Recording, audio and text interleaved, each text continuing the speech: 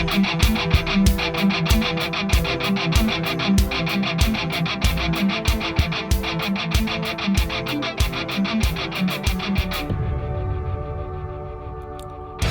is Dr. Jerome Corsi, and today is Monday. It's October 16th, 2023. Thank you for joining us at thetruthcentral.com. We're doing podcasts every weekday, and today we've got a lot to talk about. The first thing I want to plunge into is what's going on right now in Israel. Israel's position to go into Gaza, which is this strip of land. Chris will show you on the map in a minute, probably get it up so we can take a look at it. Gaza is a really tiny little strip of land along the Mediterranean, and it's where the Hamas has really been in control. This is the article that we have posted today. And Israel's at the border with a massive ground assault positioned. This is after the attack last week, which was a brutal attack of over 1,000 Hamas operatives that came in and brutally killed over 1,000 Israelis and started this war. Now, the article is saying, and I think there's a very good chance that this could become a regional conflict very quickly. The background here is that Israel's called up 300,000 reservists after this horrifying attack, and they've been bombarding Gaza, trying to kill various of the Hamas leaders, and Israel claims to have done so. Israel's asking people to evacuate northern Gaza. That's where Gaza City is. It's probably the most occupied city in the Gaza Strip. It's really a very tiny piece of land, but over 1 million people live there. And the Palestinians, by the way, are not particularly fond of Hamas. Hamas is a brutal organization. Most of these terrorist organizations are, and very strictly Islamic, radical Islamic, which means that the people are living a life that is very restrictive for women. And of course, you're either a Muslim or you're an infidel, and infidels don't last very long in territory occupied by Hamas. So Israel's been bombing, and there's been missiles exchanging. Israel also did some firing on Syria after Syria launched some missiles on Israel. And the situation is very tense right at the moment because Iran is clearly behind this. About 600,000 occupants of the Gaza Strip have moved south, and Egypt is weighing whether or not to let these foreigners in and Palestinians in. The truth is that in the Middle East, no one really has wanted these Palestinians. They wandered from country to country. They were in Jordan for a while. They were in Lebanon for a while. They finally settled in Gaza and on the Western Bank. And the violence is picking up in the Western Bank, where Hamas has also been in control. Israel, like the United States, had allowed the radical left to be in charge. The radical left in Israel has disarmed the population. It's why when these attacks occurred last week, there was no retaliation because the population was disarmed. A disarmed population is vulnerable to any kind of attack. You can see right here with the map that Chris is showing, the West Bank is a much larger area. It's not entirely occupied by Palestinians or Hamas, but it's mostly under their control. And Gaza as well is firmly under the control of Hamas. Hamas is funded by Iran. Iran is Shiite. Most of these other organizations, including Hamas, are Sunni. You have that's a big distinction in Islam. The major conflict is between the Shiites, which are a small minority of all Muslims, and the Sunnis, vast majority. But the Shiites are dominant in Iran, one of the few countries that is Shiite majority. Shiites believe that Islam should be under the control of the Prophet's family. And this little boy went down the well, Prophet's family, hundreds of years ago, will come out of the well. It's the Mahdi. And when the Mahdi comes out of the well, there'll be an apocalypse. And the Shiites believe that Shiite Islam will then triumph in that apocalypse. It's not very comforting to have a major religion that is terrorist-oriented who believes that an apocalypse will be beneficial. The Sunnis believe that Islam should be under secular control, like the Ottoman Empire, which in the late 1800s through the beginning of the 1900s dominated much of Turkey and much of the Middle East. They would like to return to that caliphate, the Sunnis would. The Sunnis are, for Saudi Arabia is Sunni, and if Iran could get rid of the United States and could get rid of Israel, the next group they'd go after would be Saudi Arabia. And there's tension between the Sunni states, which are the other Islamic states in the Middle East, and Iran, because Iran is such a radical country that it is prone with a small group of clerics, they call mullahs. These clerics rule Iran with an iron fist. And in the various protests that have occurred trying to overthrow the mullahs, they have very strong control over the police and the military and the Revolutionary Guard, which is the radical arm and the paramilitary arm of Iran. So again, with the population disarmed, Iran, small group of clerics, the mullahs, can rule over the population. As soon as there's massive protests in Tehran, mullahs let it go on for a few days, and they start killing people and arresting them. If you're arrested in Iran, you'll probably never come out of prison. They brutally hang and murder civilians for minor crimes. And it's always amazing to me that the American left, which is now protesting all over the country in favor of the Palestinians and Hamas, don't understand or refuse to take seriously that these radical Islamic groups will not tolerate homosexuality. The LGBTs in these countries are regularly, if identified, executed. Yet the American left embraces them because the American left is anti-American. And these groups are clearly anti-American. That overrides all these other issues. Now, the UN is also anti-American, and the UN is also dominated by the Palestinians. The developments that are going on behind the scenes, our brilliant FBI director, Christopher Wray, is now saying we could have copycat attacks in the United States. He said we cannot discount the possibility that Hamas or other foreign terrorist organizations could exploit the conflict to call on their supporters to conduct attacks on our own soil. Well, I wonder when Wray decided he's going to pay more attention to Hamas and terrorists coming across the border than worrying about Catholics being our white supremacists because we happen to like the Latin Mass. This is, I think, clearly it has to be end days kinds of events. This is God's judgment is beginning on earth.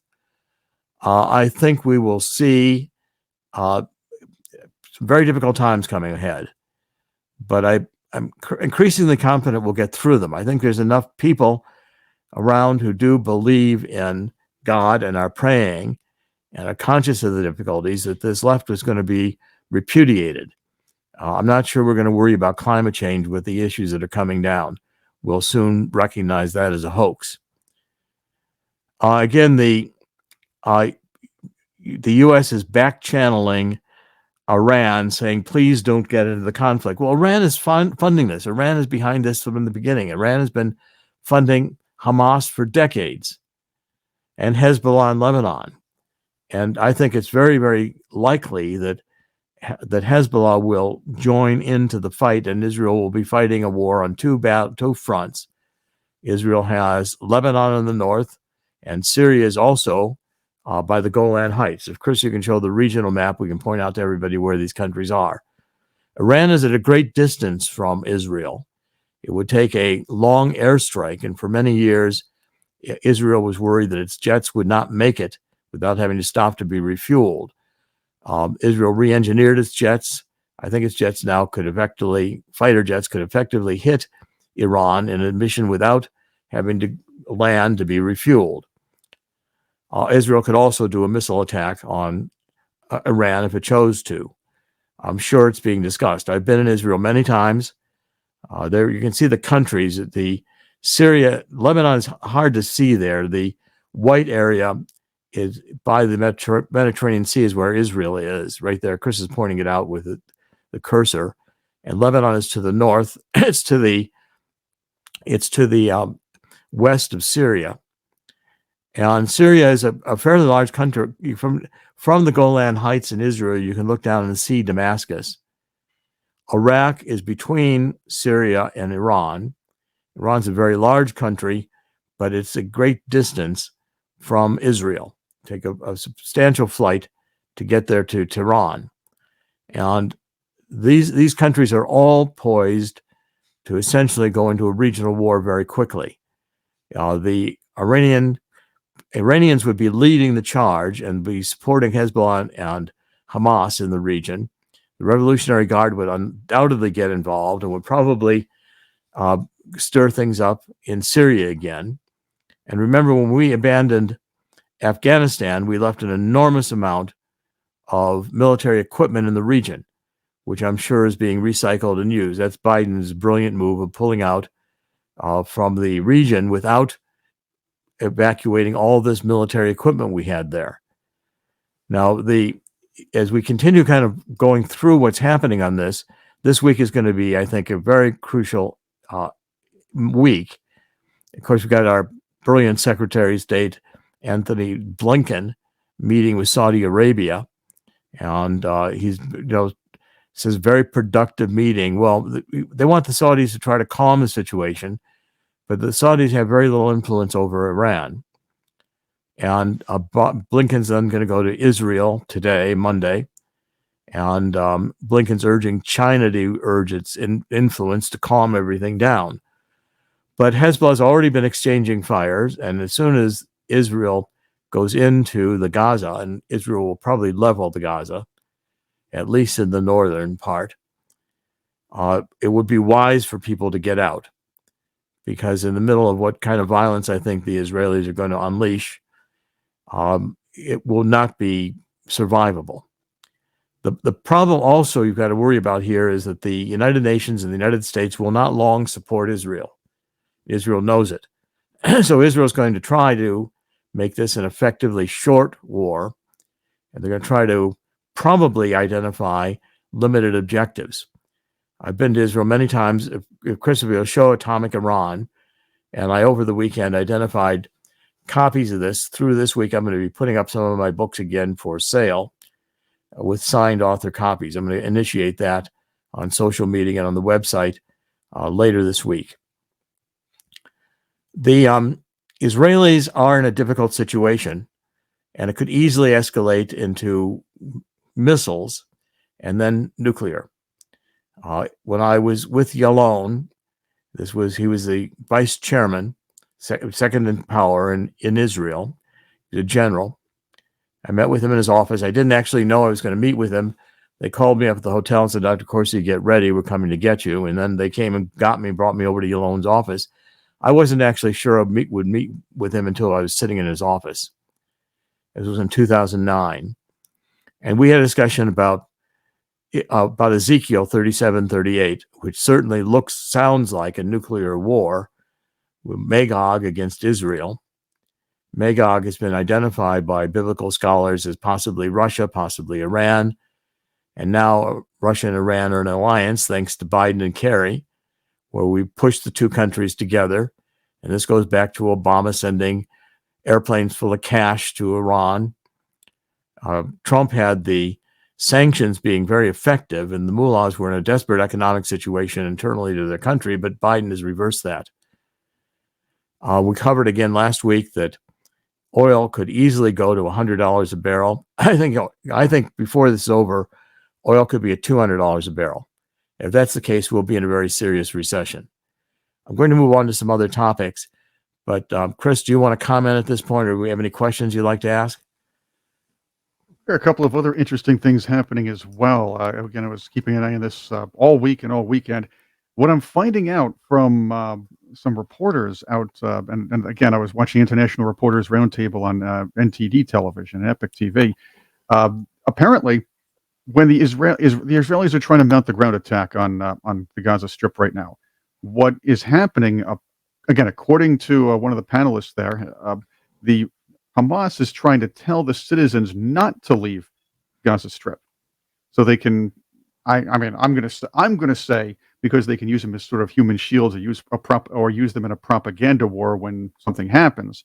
The fact is, though, while Israel's warning Palestinians to get out of there, Gaza, Hamas is telling them to stay in. So there's also a propaganda war going on too. You can see a lot of that. You can see that they know they're getting a lot of sympathy from the Let me American let me left here co- and the let me co- Western left. let me comment on that Right, before you, just for a minute, right. please. I didn't mean to interrupt you, but I want to comment on this. What goes on always is this theatrics, because as soon as they get civilian casualties, the Palestinians will utilize this to demonize Israel. And I can guarantee you they will be all over the United Nations with pictures of all the victims and people that Israel killed in the Gaza with their ground attack. You won't see a single picture of the Jews who were killed in the United Nations in the attack that Hamas launched. Right. And in the United States, the universities and the left are all out, parading and supporting Palestinians. They have no idea that these terrorists would, the university students would be some of the first to go. Hmm. Because again, the terrorists are radical in terms of their determination, especially with Iran, wants Islam to triumph worldwide. They will kill Christians and they will kill Jews. And the persecution of Christians has been intensifying in the Middle East and is underreported. You've also got powder kegs in Europe because Europe has had a tremendous influx of Islamic people from the Middle East and from Africa. And so these liberal policies of open borders have infiltrated these states with actors that Christopher Wray ought to have been watching. I'm sure he has not, because he's been very busy trying to get anybody who supports Donald Trump. I'm sorry, Chris, to have interrupted, but I want to make those points. That's exactly where we're going, because the idea is they're trying to garner support from the very powerful Western left. These people are in charge. They're the ones with the money. So these organizations like Hamas and Hezbollah, well, they're not your grandfather's terrorist organizations. These guys know how to use the media nowadays, and they know how to garner sympathy from the people with power. That's right. That's what's going on. Right.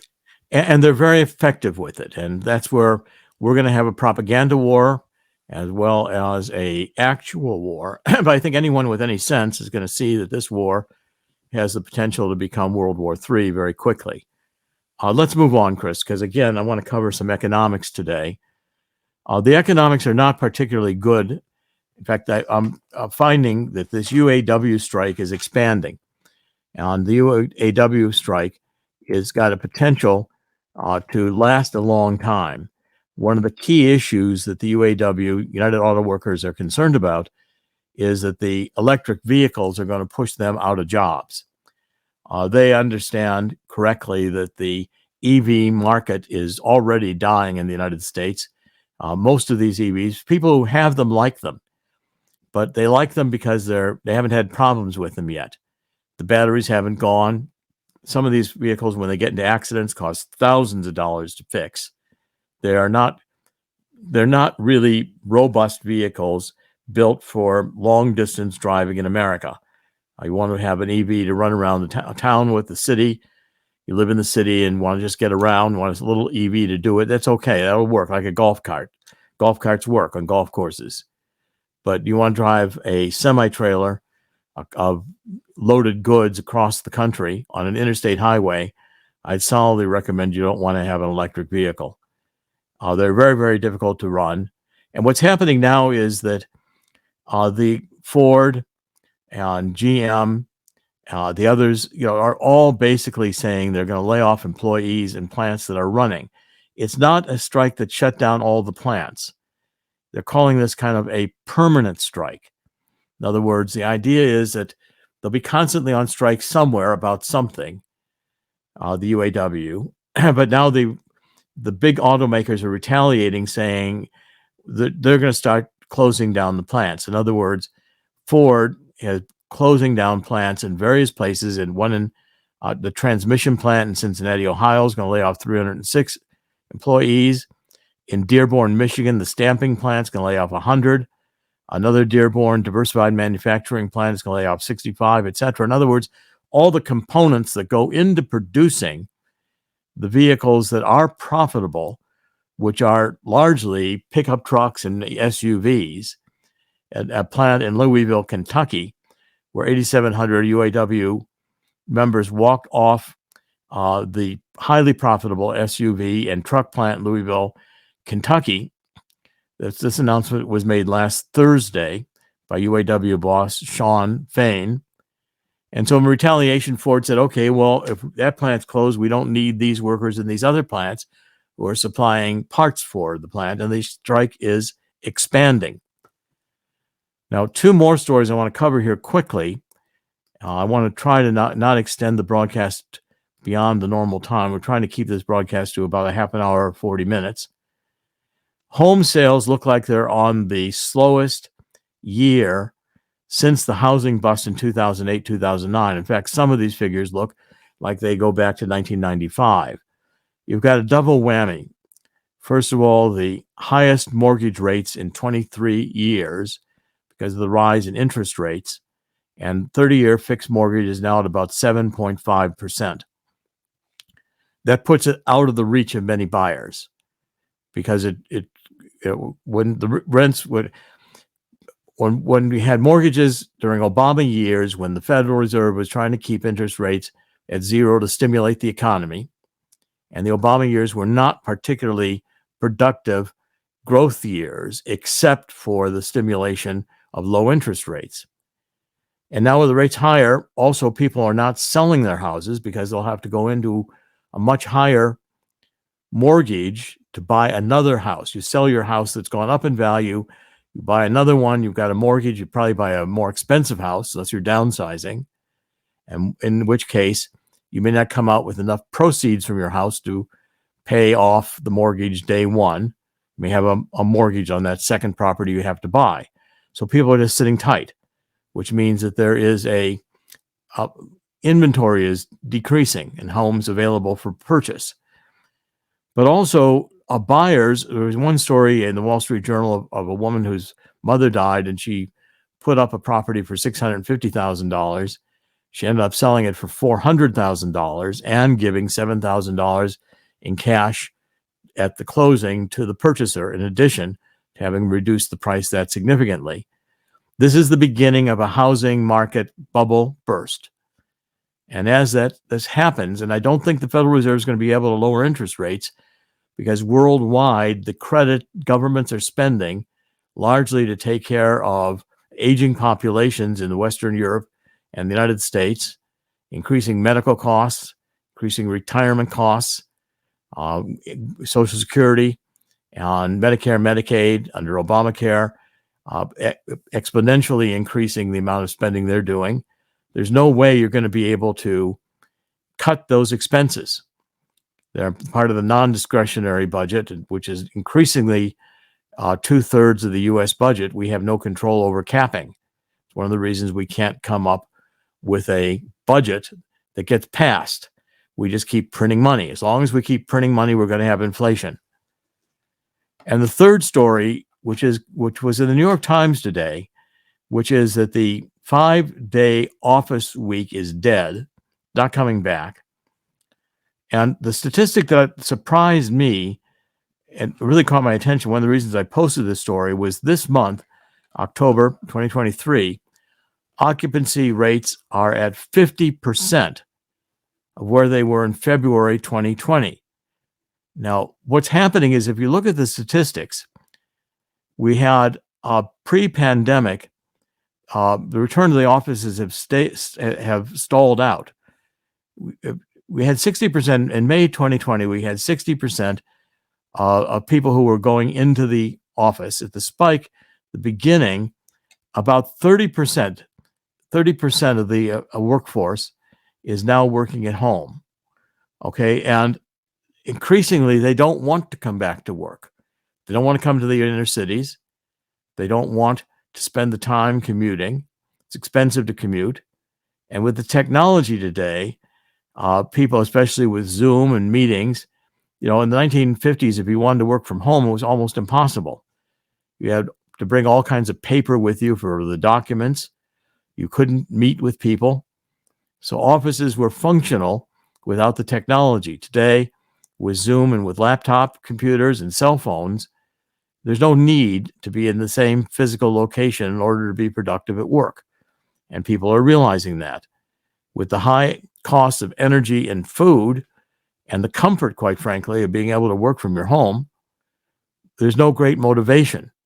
Now, what all these things are combining for, the war in the Middle East, which I think is going to expand, combined with the economics, which I think are poised to collapse, we've got a situation building that is going to lead to, I think, inevitably a recession. Now, gold right now is trading at $1,934 an ounce. It's up.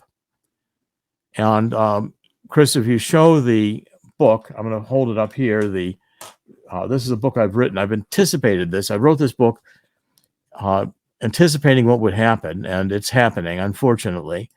The book is How the Coming Global Crash Will Create an Historic Gold Rush. I'm going to take a minute on this. I wrote it with Dean Heskin, who is the president of Swiss America. They're one of the best precious metals companies, and I'm going to recommend you talk to them. If you call the 800 number, 1-800, you get a free copy of this book. The number is 1-800-519-6268. I'm going to repeat that. Talk to Swiss America. That's Swiss America's number. They will send you a free book. You don't have to have thousands of dollars to put into gold. I'm going to tell you in a minute that gold is going to double in price. The number is 1-800-519-6268. Get a free copy of the book. When Jimmy Carter in the 70s, we had the Yom Kippur War in 1970s, and it was followed with the OPEC oil embargo. We had gas lines around the block to get your car refilled. I remember it distinctly. A large number of people probably listening to this podcast weren't born. The point was that gold went up to $843 an ounce by 1980 when Jimmy Carter caused the economy to go into stagflation. The economy was stagnant, but we had inflation. Usually you have inflation when the economy is overheating. Right now, we've got stagnation in the economy, got all these layoffs. You've got the massive strike going on, the UAW, and that will cause, and the housing market looks like it's going to collapse. When people are working from home, the commercial real estate market's going to collapse because commercial real estate buildings are only partially occupied in downtown areas. They can't be converted fast enough to become, apartment buildings. And truly, do you want to live in an apartment building that's a tower office building? These are really fundamental changes. And in 2008, 2009, when we had the subprime real estate market burst, and we've got a combination. We've got a war like in 1973, Yom Kippur War. We have oil price problems with this green insanity of trying to get off of hydrocarbon fuels when, in fact, carbon dioxide is not the turning knob of the Earth's temperature. It's a silly idea. But in 2008, 2009, gold went to $1,426. Again, it was almost doubling. And then with COVID, it went to over $2,000 an ounce. It's headed to over $2,000 an ounce again. And just think of it this way. If you had $100 in gold doubles, you got $200. If it goes up even at all, you've increased the money of what you put into gold. People say, well, I can't eat gold. Well, you can trade gold, and there's going to be a market to trade gold. The central banks are stockpiling gold like crazy. They will not be able to contain the price of gold on the international markets when the world economy begins to go into a global recession. Gold will start rising again. And if we go into a regional war, I can assure you the rush to gold is going to be very strong. Even in places like Costco, I'm told, are selling gold these days. At any rate, get your free book, 1-800-519-6268. I want to cover one more story, but Chris, you want to comment on the economics today that we're going into, because I'm trying to warn people to prepare for a recession. Well, it's important to prepare for a recession. These things, as you know, are cyclical. The problem we're having right now is most of this particular portion of the quote-unquote cycle is artificial. You had a president who came in here, found a way to raise gas and energy prices. That triggers inflation all around. We all know that. Who was it recently? Was it Paul Krugman Was it him a couple of days ago that was bragging about how great the economy is doing because if you take away the necessities like energy and gas, and I think there was something else, and you push it aside, actually inflation isn't so bad. Well, that's in fact what they do at the Bureau of Labor. All these government agencies, they years ago excluded gas and food from the price indexes because they knew that those were going to be the inflationary items, and they are today.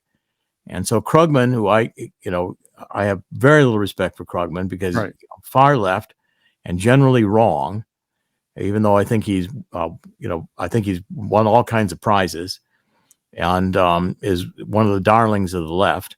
You loved Obama. This massive spending that we're doing, and it's only skyrocketing since Obama.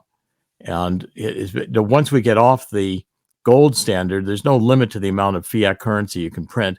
Modern monetary theory says just print more. You can pay off your debt. Why don't we'll have one coin here, and that's worth $33 trillion, and we just paid off the debt. Well, it's fantasy land. And it will not, in fact, all it will do is generate stagflation, which in fact we are rushing into. And the point I want to make is that this is caused intentionally. All of this by the left is neo-Marxism. And by the way, I'm running like crazy these days. This book will be out now. This is neo-Marxism. It follows my energy book, Truth About Neo-Marxism, Cultural Maoism, and Anarchy. This is intentional. The neo-Marxist left wants to destroy America in order to build their communist utopia, their Marxist utopia. And so therefore, we don't have to have these deficits. We don't have to be printing money like this. These bubbles are caused intentionally by the government's management of the economy, and the people we have managing the economy today are not protecting the American citizens. The government is not protecting the American citizens, just as the leftist government in Israel did not protect the citizens in Israel. These are fundamental issues when you get these large bureaucratic governments that rule for their own purposes, and all they want to do is aggrandize power in their own hands. Chris, I didn't mean to interrupt you, but continue. No, I wanted to add also that while we're hearing how great Bidenomics is going, we do understand now that Social Security's cost of living adjustment is increasing a couple of percentage points. And here's something funny though: it never, if I remember correctly, I don't think it accounts for food and energy prices either.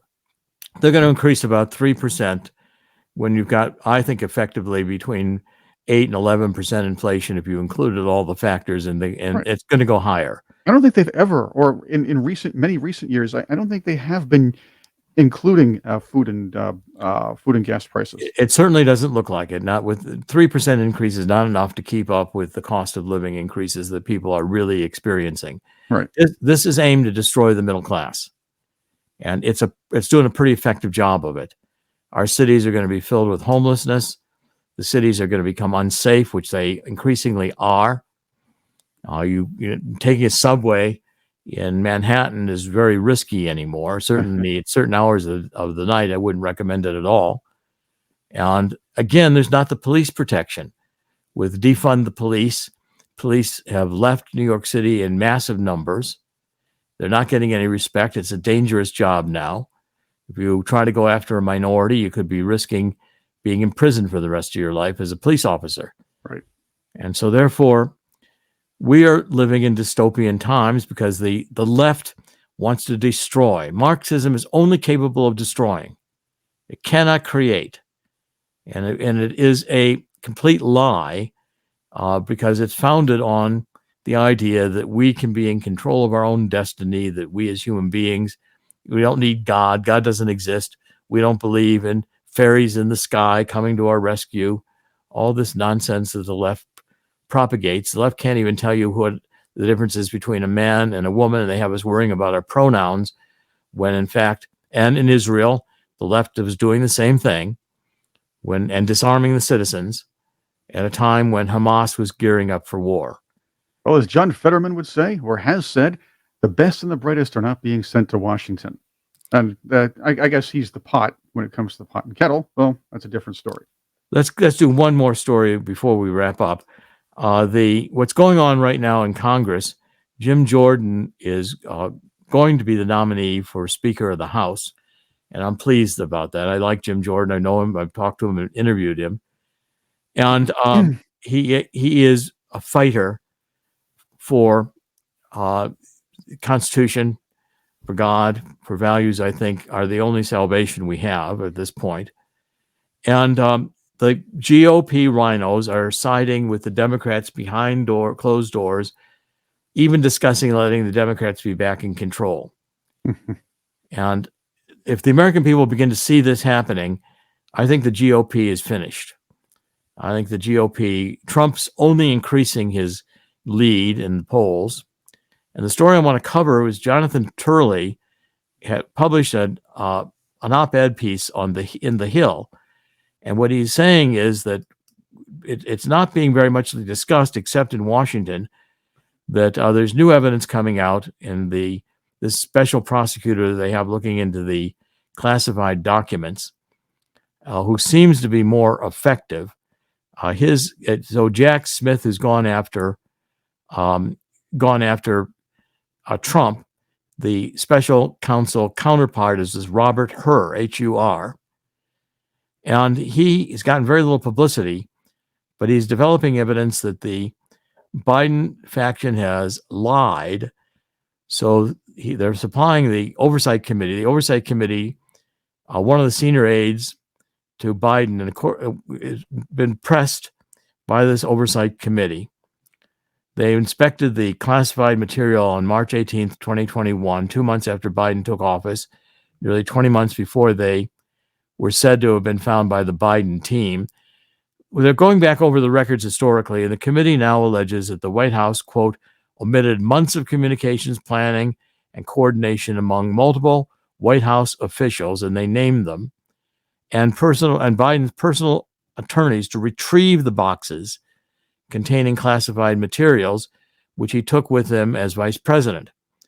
The timeline also omitted the timeline that Biden submitted to the committee, multiple visits from at least 5 White House employees, and they named them, who were all involved, one of whom is a woman who's signing her messages to Hunter Biden with LY, which means love you. So in reality, Biden's counsels and associates conducted repeated searches and declared repeatedly that no further classified documents were found. This was repeatedly found to be untrue. So Turley believes that there is a case in classified documents against Biden that is around cover-up and lying, and that this will inevitably feed into the impeachment hearings. And of course, the control of the House is very important because the Democrats would quash any impeachment proceedings if they got control of the House. And the GOP, if they do not back Jordan, he's going to have a vote in the House in order to become majority leader. And he probably lacks 20 or 30 votes to do it. If the GOP abandons him, the rhinos abandon him, the American people need to be made aware of it. And certainly we will report it here on the Truth Central. We've gone a little bit over time, but I want to wrap it up. I remain confident, somehow or other, that God will win. I mean, first of all, I know God will win. In the end, God always wins. God created this place. He can unplug it any day he wants. We don't know how we got here. We don't know where this place even is. All we know is if we are smart, figure it out, and look and see the obvious, this place is ruled by intelligent design. And the intelligent design, which is one of the lines of argument for God, I think has a lot of legitimacy to it. It's not what convinces me of God. I experience it. I can't imagine living without being aware of and paying homage to an eternal God that created this place. And I think the solution is given to us in the Bible. Looks like we're going through end days. We got the seal of the beast is all over the place. Everything we look at, this gender nonsense, Hamas, the violence, we have war going on in Ukraine. And by the way, Ukraine's become the stepchild All the left is now trying to decide if they want to support Palestine, and they're abandoning going against Russia. Of course, I think the left abandoned Russia when the Berlin Wall came down and Russia renounced communism. That about sealed it for the American left that today is a Marxist Democratic Party. That's the reality we're dealing with. But the Bible gives us 2 Chronicles 7:14.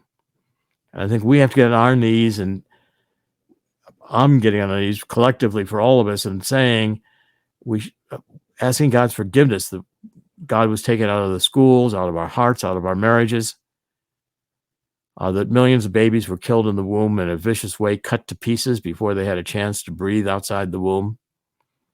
These are sins against God's rule, God's laws, God's nature of creating this place. They're satanic. And we must rebuke Satan in all of this. God will win. And this battle could become a very, very vicious battle before it's over. I think we're going into a very deep recession. I encourage people to get out of debt. And I know people are going more into debt. Credit card debt's now over $1 trillion. If we do what 2 Chronicles 7:14 says, is that if we get on our knees and pray and ask for God's forgiveness, God will hear our prayer and heal our land. That's why I'm calling this series of books I'm writing on energy, the truth about, and all the truth about energy, global warming, and climate change, the truth about neo-Marxism, cultural Maoism, and anarchy. We're going into the anarchy.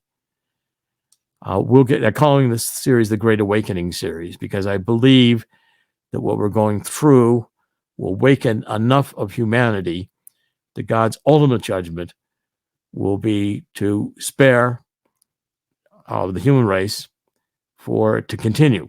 It's not assured. We could be in a thermonuclear war. But again, if we do accept God into our hearts and ask for forgiveness, I think we're at a point where God's intervention is going to be needed to solve this mess. And the next few days are going to be, next few weeks, next few months are going to be very critical. This is Dr. Jerome Corsi. This is Monday. It's October 16th, 2023. Thank you for joining us. God bless.